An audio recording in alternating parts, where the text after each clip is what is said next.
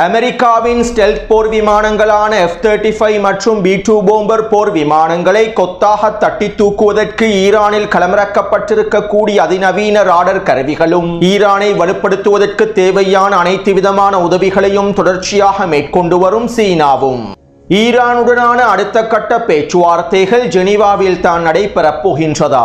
இந்த பேச்சுவார்த்தைகளில் மத்தியஸ்தர்களாக ஓமானிய மத்தியஸ்தர்களா செயற்பட போகின்றார்கள். இவை தொடர்பாக ஈரானிய தரப்பினர் வெளியிட்டிருக்கக்கூடிய கருத்துக்கள் என்ன?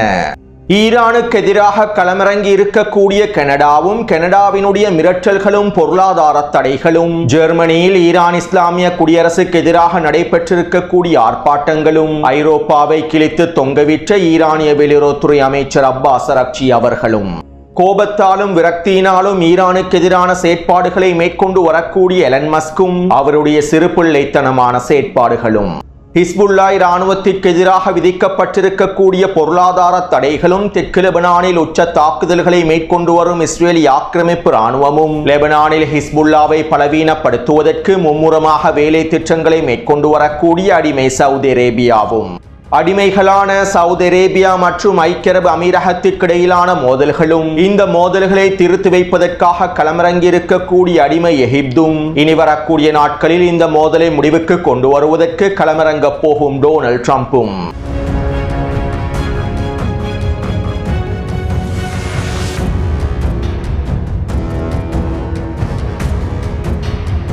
யமனின் களத்தில் சவுதி அரேபியாவுக்கும் ஐக்கிய அரபு அமீரகத்திற்கும் இடையிலான மோதல்கள் தொடர்பாகவும், சவுதி அரேபியாவுக்கும் ஐக்கிய அரபு அமீரகத்திற்கும் இடையிலே ஏற்பட்டிருக்கக்கூடிய முருகல் நிலைகள் தொடர்பாகவும் கடந்த மாதம் வெளியிட்டிருந்த காணொளிகளில் தெளிவாக குறிப்பிட்டிருந்தேன். சவுதி அரேபியாவுக்கும் ஐக்கிய அரபு அமீரகத்திற்கும் இடையிலே யமனின் களத்தில் ஆரம்பித்த மோதல்கள் தற்போது மிகப்பெரிய ராஜதந்திர மோதலாக உருவெடுத்துள்ளது.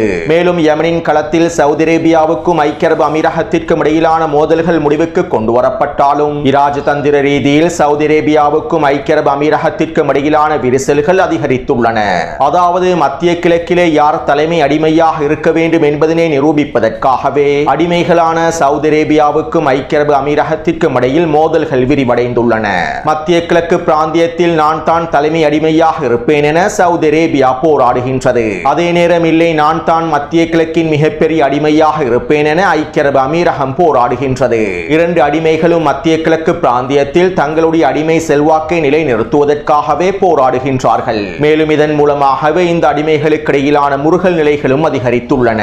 இப்படியான நிலைமையில் இந்த இரண்டு அடிமைகளுக்கும் இடையிலான முருகல் நிலைகளை முடிவுக்கு கொண்டு வருவதற்காகவும், சவுதி அரேபியாவுக்கும் ஐக்கிய அரபு அமீரகத்திற்கும் இடையிலான உறவுகளை வலுப்படுத்துவதற்காகவும் அடிமை எகிப்தும் களமிறங்கியுள்ளது.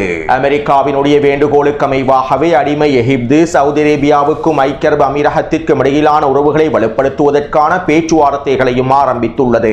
இதற்கமைவாக எகிப்தி அடிமை சிசி ஐக்கிய அரபு அமீரகத்திற்கு விஜயம் செய்து அமீரகத்தின் அதிபர் முகமது பின் ஜியாதை சந்தித்து கலந்துரையாடல்களை மேற்கொண்டிருந்தார். சவுதி அரேபியாவுக்கும் அமீரகத்திற்கும் இடையிலான உறவுகளை வலுப்படுத்துவதற்காகவும், சவுதி அரேபியாவுக்கும் அமீரகத்திற்கும் இடையிலான ராஜதந்திர பேச்சுவார்த்தைகள் ஆரம்பிக்கப்பட வேண்டும் என்றும், யமனின் களத்திலே தெற்கு பிரதேசத்திலே இருக்கக்கூடிய பிரிவினைவாதிகளுக்கு ஐக்கிய அரபு அமீரகம் நிதி உதவிகளை வழங்கக்கூடாது என்றும், மத்திய கிழக்கு விவகாரங்களில் சவுதி அரேபியாவும் ஐக்கிய அரபு அமீரகமும் ஒன்றிணைந்து செயற்பட வேண்டும் என்றும் அடிமை சிசி முன்மொழிவுகளை முன்வைத்திருப்பதாகவும், இவை தொடர்பான பேச்சுவார்த்தைகள் மேற்கொள்ளப்பட்டிருப்பதாகவும் தெரிவிக்கப்படுகின்றது.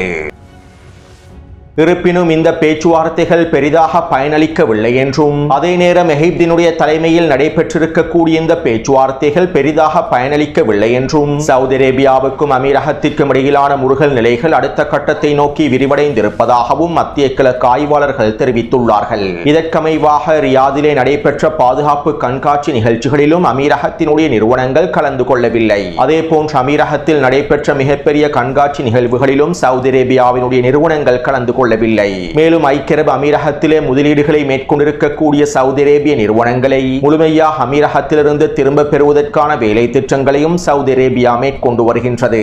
அதே போன்று சவுதி அரேபியாவில் முதலீடுகளை மேற்கொண்டிருக்கக்கூடிய ஐக்கிய அரபு அமீரக நிறுவனங்களையும் பின்வாங்குவதற்கான வேலை திட்டங்களை முகமது பின் ஜியாத் மேற்கொண்டு வருகின்றார். அது மட்டுமல்லாமல் சவுதி அரேபியா மற்றும் கத்தாரிய ஊடகங்களை ஐக்கிய அரபு அமீரகத்திற்குள்ளே கட்டுப்படுத்துவதற்கான உத்தரவுகளையும் அவர் பிறப்பித்துள்ளார். இதற்கமைவாக அமீரகத்திற்கு கத்தார் மற்றும் சவுதி அரேபியாவினுடைய ஊடகங்கள் மட்டுப்படுத்தப்பட்டுள்ளன.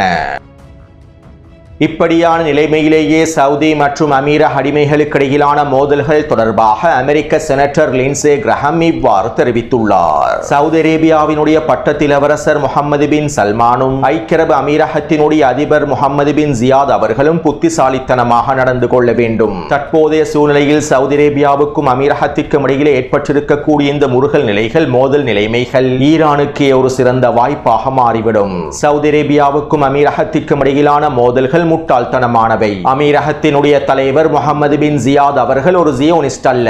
மேலும் இந்த மோதலானது பிராந்தியத்தில் எங்களுடைய கூட்டணியை வலுவிழக்க செய்கின்றது. பிராந்தியத்தில் எங்களுடைய நட்பு நாடுகளின் செல்வாக்கை குறைக்கின்றன. மேலும் இந்த மோதலானது ஈரானுக்கும் அதனுடைய எதிர்ப்பச்சுக்களுக்கும் மிகப்பெரிய வாய்ப்பாகவே மாறிவிடுகின்றன. யமனின் களத்தில் சவுதி அரேபியாவுக்கும் அமீரகத்திற்கும் இடையில் மாற்று கருத்துக்கள் இருப்பது எங்களுக்கு தெரியும். ஆனால் தற்போது நாங்கள் எதிர்காலத்தையே சிந்திக்க வேண்டும். நாங்கள் எப்போதும் குறுகிய சிந்தனை கொண்டவர்களாக இருக்கக்கூடாது. பிராந்தியத்திலே பெரிய படத்தை பற்றி சிந்திக்க வேண்டும். தூர நோக்கோடு நாங்கள் எங்களுடைய முடிவுகளை எடுக்க வேண்டும். எங்களுடைய நட்பு நாடுகள் மோதிக்கொள்வது எங்களுடைய எதிரியையே வலுப்படுத்தும். மேலும் இந்த மோதலை அமெரிக்காவோ இஸ்ரேலோ விரும்பவில்லை என அமெரிக்க செனட்டர் லிண்ட்சே கிரஹாம் தெரிவித்துள்ளார். அதாவது அடிமைகளான சவுதி அரேபியாவும் ஐக்கிய அரபு அமீரகமும் ஒருவருக்கொருவர் மோதிக்கொள்ளாமல் இருவரும் ஒன்றிணைந்து அமெரிக்காவினுடைய வேலை திட்டங்களை மேற்கொள்ள வேண்டும் என்பதனையே அமெரிக்க செனட்டர் லிண்ட்சே கிரஹாம் தெரிவித்துள்ளார். எங்களுடைய அடிமைகள் ஒருவருக்கொருவர் சண்டையிடுவது எங்களுடைய எதிரியான ஈரானை வலுப்படுத்தும் என்பதனையும் அவர் சுட்டிக்காட்டியுள்ளார். அத்தோடு எகிப்தின் தலைமையில் மேற்கொள்ளப்பட்டிருக்கக்கூடிய இந்த பேச்சுவார்த்தைகள் தோல்வியடைந்திருப்பதனால் இனிவரக்கூடிய நாட்களில் டொனால்ட் ட்ரம்பினுடைய தலைமையில் சவுதி அரேபியா மற்றும் அமீரகத்தினுடைய அடிமை தலைவர்களுக்கு இடையில் பேச்சுவார்த்தைகள் மேற்கொள்ளப்பட போவதாகவும் இந்த மோதலை அவசரமாக முடிவுக்கு கொண்டு வருவதற்கு டொனால்ட் ட்ரம்ப் தலையிடப் போவதாகவும் தற்போது தகவல்கள் வெளியாகியுள்ளன. அடுத்து சவுதி அரேபியாவினுடைய வெளியுறவுத்துறை அமைச்சர் ஃபைசல் பின் ஃபர்ஹான் யூத எதிர்ப்பு விரோத நடவடிக்கைகளை முடக்குவதற்கான வேலை திட்டங்களுக்கு பொறுப்பாக இருக்கக்கூடிய அமெரிக்க தூதர் ரப்பி யஹூதா கப்லோனை சந்தித்து விசேட கலந்துரையாடல்களை மேற்கொண்டுள்ளார். சவுதி அரேபியாவுக்குள்ளே யூத எதிர்ப்பு கொள்கைகளை முடக்குவதற்காகவும் யூத எதிர்ப்பு கொள்கைகளின் தீவிரத்தை குறைப்பதற்காகவும் இவை தொடர்பான அடுத்த கட்ட வேலை திட்டங்களை மேற்கொள்வதற்காகவுமே அமெரிக்க தூதர் ரப்பி யஹூதா கப்லான் சவுதி அரேபியாவில் களமிறங்கி இந்த பேச்சுவார்த்தைகளை கொண்டிருப்பதாக தெரிவிக்கப்படுகின்றது. மேலும் இந்த பேச்சுவார்த்தைகளின் விளைவாக இனிவரக்கூடிய நாட்களில் சவுதி அரேபியாவிலே யூதர்களுடைய விரிவாக்கத்தினை அதிகரிப்பதற்காகவும் யூதர்களுடைய நலன்களை பாதுகாப்பதற்கான வேலை திட்டங்களை முன்னெடுப்பதற்காகவும் முடிவுகள் எடுக்கப்பட்டிருப்பதாகவும் தகவல்கள் வெளியாகியுள்ளன. அடுத்து தெற்கு லெபனான் பிரதேசத்திலே இஸ்ரேலிய ஆக்கிரமிப்பு உச்ச வான்வழி தாக்குதல்களை மேற்கொண்டு வருகின்றது. கடந்த 24 மணித்தியாலங்களுக்குள் இஸ்ரேலிய ஆக்கிரமிப்பு ராணுவம் தெற்கு லெபனான் பிரதேசத்தில் 30க்கும் அதிகமான வான்வழி தாக்குதல்களை மேற்கொண்டுள்ளது. நேற்று இரவே இஸ்ரேலிய ஆக்கிரமிப்பு இந்த உச்ச வான்வழி தாக்குதல்களை மேற்கொண்டிருந்தது. மேலும் இஸ்ரேலிய ஆக்கிரமிப்பு மேற்கொண்டிருக்கக்கூடிய இந்த தாக்குதல்களில் அதிகளவான தாக்குதல்கள் பங்கபஸ்ட வெடிகுண்டு தாக்குதல்கள் என்றும் லெபனானிய ஊடகங்கள் தெரிவித்துள்ளன. ஹிஸ்புல்லா இராணுவத்தின் உள்கட்டமைப்புகளையும் அதனுடைய ஏவுகணை களஞ்சிய சாலைகளையும் முக்கியமான தளங்களையும் இலக்கு வைத்து நாங்கள் இந்த பங்கபஸ்த வெடிகுண்டு தாக்குதல்களை மேற்கொண்டுள்ளோம் என இஸ்ரேலிய இராணுவம் அறிவித்துள்ளது. மேலும் இந்த தாக்குதலில் 3 குடியிருப்பு கட்டிடங்கள் முழுமையாக தரைமட்டமாக்கப்பட்டுள்ளன. தற்போதும் இஸ்ரேலிய ஆக்கிரமிப்பு ராணுவம் தெற்கு லெபனான் பிரதேசத்தில் தொடர்ச்சியான வான்வழி தாக்குதல்களை மேற்கொண்டு வருகின்றது.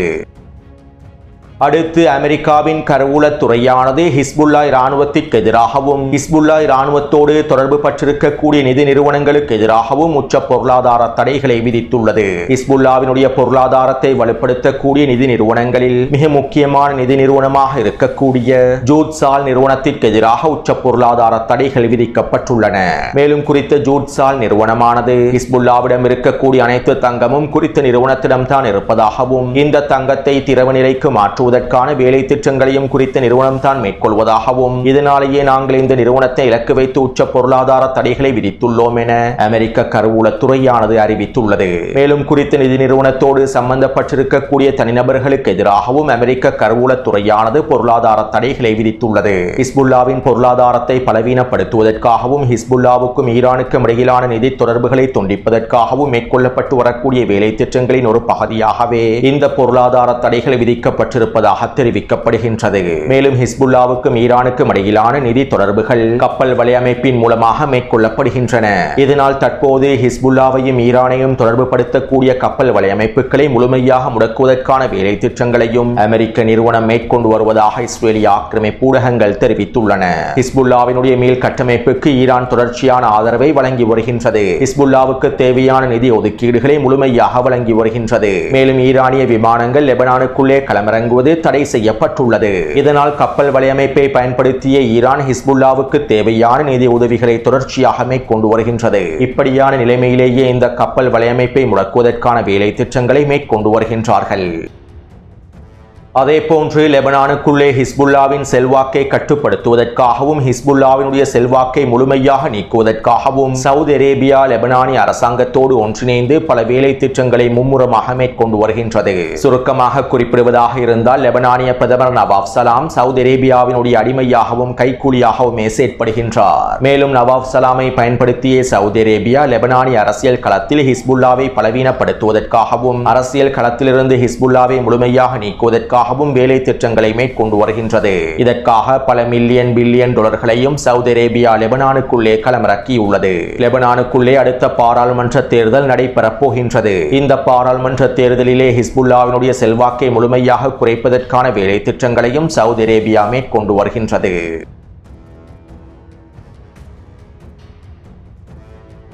ஜெர்மனியின் மியூனிக் பாதுகாப்பு மாநாட்டில் ஈரானுக்கு எதிராக முன்வைக்கப்பட்டிருந்த கருத்துக்கள் தொடர்பாகவும் ஈரானுக்கு எதிராக எடுக்கப்பட்டிருந்த நடவடிக்கைகள் தொடர்பாகவும் நேற்றைய காணொளியில் தெளிவாக குறிப்பிட்டிருந்தேன். மேலும் குறித்த மாநாட்டில் ஈரானுக்கு எதிராக முன்வைக்கப்பட்டிருந்த கருத்துக்களுக்கும் ஈரானுக்கு எதிரான முடிவுகளுக்கும் ஈரானிய வெளியுறவுத்துறை அமைச்சர் அப்பாஸ் அரக்சி அவர்கள் தரமான பதிலடிகளை வழங்கியிருந்தார். இதற்கமைவாக வெளியுறவுத்துறை அமைச்சர் அப்பாஸ் அரக்சி அவர்கள் எக்ஸ் தளத்தில் இவ்வாறு பதிவிட்டார். மியூனிக் பாதுகாப்பு மாநாடு ஒரு மியூனிக் சர்க்கஸாகவே அமைந்திருந்தது. ஐரோப்பிய ஒன்றியம் குழம்பி போய் ஈரானுக்குள் என்ன நடைபெறுகின்றது என்பதனையும் புரிந்து கொள்ளாமல் இருக்கின்றார்கள். மூலோபாய ரீதியில் இலக்கற்று செயற்படக்கூடிய ஐரோப்பிய ஒன்றியம் எங்களுடைய பிராந்தியத்தில் அதனுடைய செல்வாக்கையும் இழந்து விட்டது. பிரான்சும் பிரித்தானியாவும் ஜெர்மனியும் ஈரானுக்கு எதிரான நடவடிக்கைகளையே மேற்கொண்டு வருகின்றார்கள். அதிலும் குறிப்பாக ஜெர்மனி இஸ்ரேலிய ஆக்கிரமிப்பிடம் சரணடைந்து விட்டது. உண்மையில் தற்போது ஐரோப்பாவினுடைய ஒட்டுமொத்த போக்கும் மோசமானதாகவே அமைந்துள்ளன. ஐரோப்பிய ஒன்றியத்தின் ஈரானுக்கு எதிரான செயற்பாடுகள் முட்டாள்தனமானவை. தற்போது நாங்கள் இவர்களை கண்டுகொள்வதே இல்லை. ஐரோப்பா அதனுடைய மதிப்பையும் கௌரவத்தையும் செல்வாக்கையும் இழந்துவிட்டது. இதனால் ஐரோப்பியர்கள் அவர்களுடைய செல்வாக்கையும் கௌரவத்தையும் மீட்டெடுப்பதில் கவனம் செலுத்த வேண்டும். மேலும் ஈரானுக்கு எதிரான ஐரோப்பாவினுடைய முடிவுகளை கண்டு நாங்கள் அஞ்சப் போவதும் இல்லை, கவலைப்பட போவதும் இல்லை. ஏனென்றால் நாங்கள் எங்களுடைய நிலைப்பாடுகளில் உறுதியாக இருக்கின்றோம். ஈரான் எப்போதும் அதனுடைய சுய கௌரவத்தையும் கண்ணியத்தையும் பாதுகாக்கின்றது என ஈரானிய வெளியுறவுத்துறை அமைச்சர் அப்பாஸ் அரக்சி அவர்கள் மிரட்டலான பதிலடிகளை வழங்கியிருந்தார். அடுத்து ஜெர்மனியில் இந்த பாதுகாப்பு மாநாடு நடைபெற்றதற்கு பின்பு ஈரான் இஸ்லாமிய குடியரசுக்கு எதிரான ஆர்ப்பாட்டங்களும் போராட்டங்களும் மேற்கொள்ளப்பட்டிருந்தன. ஜெர்மனியின் தலைநகரிலேயே இந்த ஆர்ப்பாட்டங்கள் மேற்கொள்ளப்பட்டிருந்தன. நேற்று மாலை குறித்த ஆர்ப்பாட்டங்களில் 8000க்கும் அதிகமானோர் கலந்து கொண்டிருந்தார்கள். ஆனால் இந்த ஆர்ப்பாட்டங்களில் 2000க்கும் குறைவாகவே ஈரானியர்கள் கலந்து கொண்டார்கள். ஏனையவர்கள் உக்ரைன் மற்றும் சிரியாவிலிருந்து வந்த அகதிகள் என்றும் தெரிவிக்கப்படுகின்றது. அதே போன்று ஈரான் இஸ்லாமிய குடியரசுக்கு எதிராக இருக்கக்கூடிய MK பயங்கரவாத குழுவினுடைய ஆதரவாளர்களும் குறித்த ஆர்ப்பாட்டத்தில் கலந்து கொண்டிருந்தார்கள். மேலும் குறித்த ஆர்ப்பாட்டத்தில் கோமாளி ரீசா பஹலவியும் அமெரிக்க செனட்டர் லின்சே கிரஹமும் கலந்து கொண்டிருந்தார்கள். இதன்போது பஹலவியின் கொடியான சிங்கம் மற்றும் சூரியனை கொண்டிருக்கக்கூடிய கொடியை இவர்கள் காண்பித்திருந்தார்கள். ஆர்ப்பாட்டத்தில் கலந்து கொண்டிருந்தவர்களும் இந்த பஹலவியின் கொடியையே காண்பித்திருந்தார்கள். மேலும் குறித்த ஆர்ப்பாட்டம் தொடர்பான காணொளிகளை டெலிகிராம் சேனலில் பதிவிட்டுள்ளேன். அத்தோடு குறித்த ஆர்ப்பாட்டத்தில் கலந்து கொண்டவர்களுக்கு அதிகளவான பணம் செலுத்தப்பட்டிருப்பதாகவும் பல மில்லியன் டாலர்கள் செலவழித்து இந்த ஆர்ப்பாட்டத்தினை ஏற்பாடு செய்திருப்பதாகவும் தகவல்கள் வெளியாகியுள்ளன.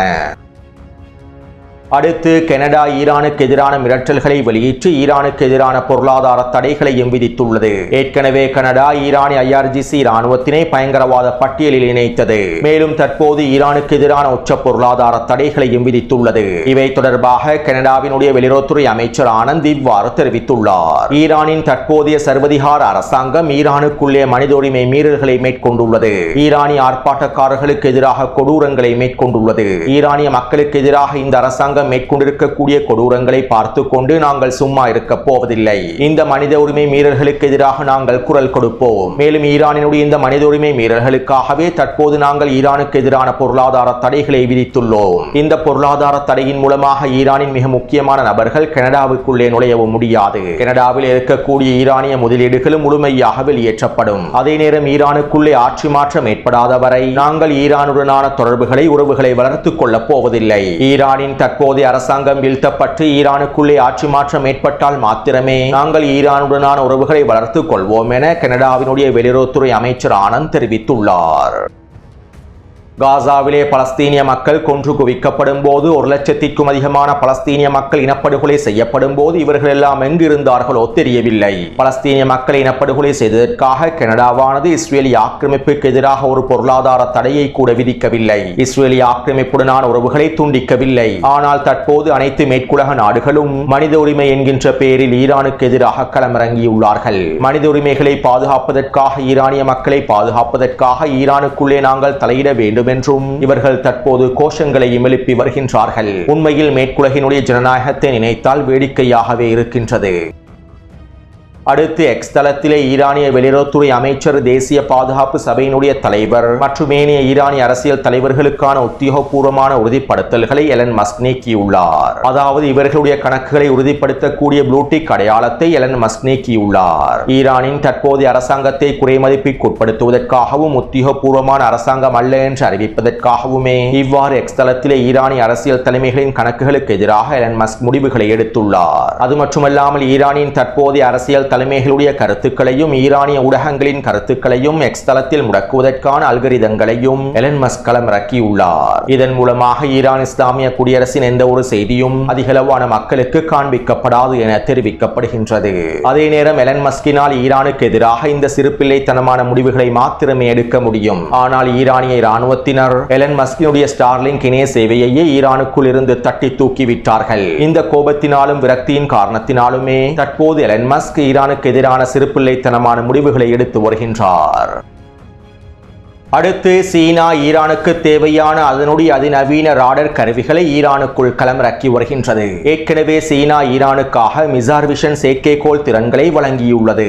இந்த மிசார் விஷன் செயற்கைக்கோள் நிறுவனமானது சீனாவினுடைய வணிக நிறுவனமாகும். மேலும் குறித்த செயற்கைக்கோள் நிறுவனத்தினை தற்போது சீனா ஈரானுக்காகவே செயற்படுத்துகின்றது. மத்திய கிழக்கு பிராந்தியத்தில் இருக்கக்கூடிய அமெரிக்க இராணுவ தளங்கள் தொடர்பாகவும் அமெரிக்காவினுடைய நலன்கள் தொடர்பாகவும் துல்லியமான புகைப்படங்களையும் தரவுகளையும் உளவு தகவல்களையும் மிசார் விஷன் செயற்கைக்கோள் நிறுவனம் ஈரானுக்கு தொடர்ச்சியாக வழங்கி வருகின்றது. சீனாவோடு ஈரான் மேற்கொண்டிருக்கக்கூடிய பாதுகாப்பு மூலோபாய ஒப்பந்தத்திற்கு அமைவாகவே சீனா ஈரானுக்கு தேவையான இந்த செயற்கைக்கோள் உதவிகளை வழங்கி வருகின்றது. மேலும் மிசார் விஷன் செயற்கைக்கோளின் உதவியோடு ஈரானினுடைய ஏவுகணைகள் வழிகாட்டப்படலாம் என்றும் அமெரிக்காவுக்கு எதிரான இஸ்ரேலிய ஆக்கிரமிப்புக்கு எதிரான ஏவுகணை தாக்குதல்களின் போது குறித்த செயற்கைக்கோளை பயன்படுத்தி ஈரானினால் துல்லியமான தாக்குதல் திட்டங்களை மேற்கொள்ள முடியும் என்றும் அமெரிக்காவினுடைய இஸ்ரேலிய ஆக்கிரமிப்பினுடைய மிக முக்கியமான வேலை திட்டங்களை குறித்த செயற்கைக்கோளை பயன்படுத்தி முழுமையாக கண்காணிக்க முடியும் என்றும் தெரிவிக்கப்படுகின்றது. மேலும் சீனா குறித்த செயற்கைக்கோள் உதவிகளை ஈரானுக்கு வழங்கியிருப்பது மத்திய கிழக்கு பிராந்தியத்திலே அமெரிக்காவுக்கும் இஸ்ரேலிய ஆக்கிரமிப்புக்கும் மிகப்பெரிய சவாலாகவும் மாறியுள்ளது. இப்படியான நிலைமையிலேயே தற்போது சீனா அதனுடைய நவீன ராடர் கருவியான YLC-8B என்கின்ற ராடர் அமைப்புகளை ஈரானுக்கு வழங்கியுள்ளது. குறித்த ராடர் அமைப்பானது மிகவும் முக்கியமான ராடர் அமைப்பாகும். அமெரிக்காவினுடைய 5ஆம் தலைமுறை ஸ்டெல்த் போர் விமானங்களை கண்டறியக்கூடிய மிக முக்கியமான ராடர் அமைப்பாகும். இது ஒரு நீண்ட தூர ராடர் அமைப்பாகவே செயற்படுகின்றது. கிட்டத்தட்ட 500 கிலோமீட்டர் தொடக்கம் 700 கிலோமீட்டர் வரையிலே இருக்கக்கூடிய அனைத்து ஸ்டெல்த் போர் விமானங்களையும் ஏவுகணைகளையும் இலகுவாக கண்டறியக்கூடியதாகும். மேலும் குறித்த ராடர் கருவி பயன்படுத்துவதற்கு இலகுவான வடிவிலேயே வடிவமைக்கப்பட்டுள்ளது. இந்த ராடர் கருவியானது மொபைல் வடிவமைப்பில் உருவாக்கப்பட்டுள்ளது. இதனால் அவசரமாக சுரங்கப்பாதைகளுக்குள் இருந்து வெளிப்பட்டும் சுரங்கப்பாதைகளுக்குள் பாதுகாப்பாகவும் நகர்த்திவிட முடியும். மேலும் குறித்த ராடர் அமைப்பின் மூலமாக அமெரிக்காவினுடைய F-35 போர் விமானங்களையும் B-2 போம்பர் போர் விமானங்களையும் இலகுவாக கண்காணிக்க முடியும். அமெரிக்காவினுடைய ஸ்டெல்த் போர் விமானங்கள் 500 தொடக்கம் 700 கிலோமீட்டருக்குள் நுழையும் சந்தர்ப்பத்திலேயே குறித்த ராடர் கருவியை பயன்படுத்தி இனம் காண முடியும். அது மட்டுமல்லாமல் குறித்த ராடர் ராடர் கருவியானது சீனாவின் HQ-9B வான் பாதுகாப்பு ஏவுகணைகளோடும் இணைக்கப்பட்டுள்ளன. மேலும் ஈரானிடம் இருக்கக்கூடிய வான் பாதுகாப்பு அமைப்புகளோடும் குறித்த ராடர் கருவியை இணைக்க முடியும். இதனால் குறித்த ராடர் கருவியின் மூலமாக தகவல்களை பெற்றுக்கொண்டு ஒரே நேரத்தில் அமெரிக்காவினுடைய போர் விமானங்களுக்கு எதிராக சீனாவின் வான் பாதுகாப்பு அமைப்புகள் மூலமாகவும் ஈரானிய வான் பாதுகாப்பு அமைப்புகள் மூலமாகவும் தாக்குதல்களை மேற்கொள்ள முடியும். அதாவது அமெரிக்காவின் ஸ்டெல்த் போர் விமானங்கள் அனைத்தையும் ஈரானினால் தற்போது சுட்டு வீழ்த்த முடியும். மேலும் இவ்வாறு சீனாவினுடைய இந்த ராடர் கருவியானது ஈரானுக்குள் களமிறக்கப்பட்டிருப்பதும் அமெரிக்காவுக்கும் இஸ்ரேலிய ஆக்கிரமிப்புக்கும் மிகப்பெரிய சவாலாக மாறியிருப்பதாக அமெரிக்க ஆய்வாளர்கள் செய்திகளில் குறிப்பிட்டுள்ளார்கள்.